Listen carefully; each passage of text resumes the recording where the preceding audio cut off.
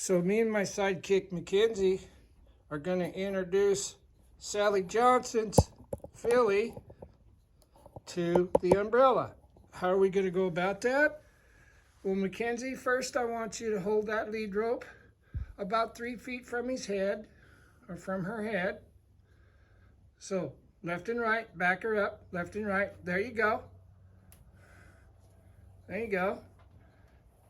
Now take the flag and rub that filly about 3 feet. Get a little closer so you got a little control. A little bit. Close your hand. There. Now rub her all over with the flag. So Mackenzie's demonstrating what you have to have done. See how this little filly's trusting her? This is the first time that Mackenzie's ever touched her. She's a working student from, what's the name of your school? Compass.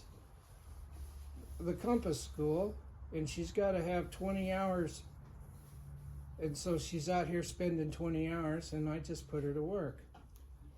So touch her everywhere, Mackenzie. Under the belly, down the legs.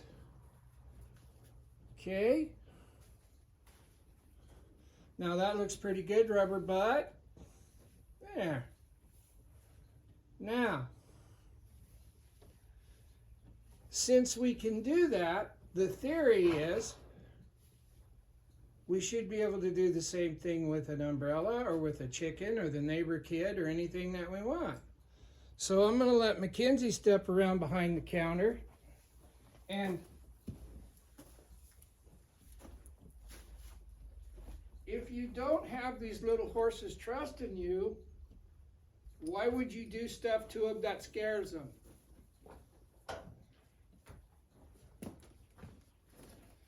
So you go over behind the camera, Mackenzie, and you tell me if I get off screen, okay? Okay. So, here's an umbrella. Can you see the umbrella on the screen? Yep. Watch this little horse. See that little horse reach out and touch that umbrella? I got 3 rules when I work with a horse. Rule number 1, they can't touch me for the rest of their life, but I can touch them anytime I want. And I touch them a lot.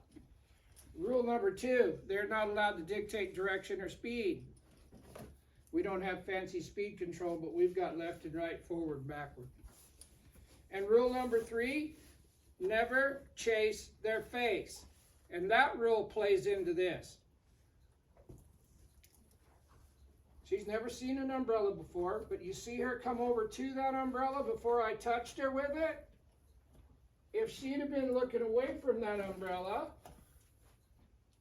I would have put the umbrella here, got her attention, let her touch it so I can touch her. Yeah. And you see how this is no big deal? Sally Johnson, you could ride this horse in the parade right now. But it's because we let the little horse touch the umbrella first. This horse ain't a year old yet. It will be in January. But we've showed it by doing our due diligence that we could touch it with our flag and with our hands. And if it's not going like this, when you introduce the umbrella, if you choose to introduce an umbrella, then maybe you need to back up a step and get what Mackenzie demonstrated first. Because why scare these horses? There ain't no reason to scare them. No reason to scare them at all. I'm going to show you another example of they touch it first. Get their attention.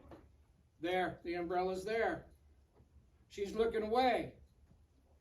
I'm going to move the umbrella so that she looks at it.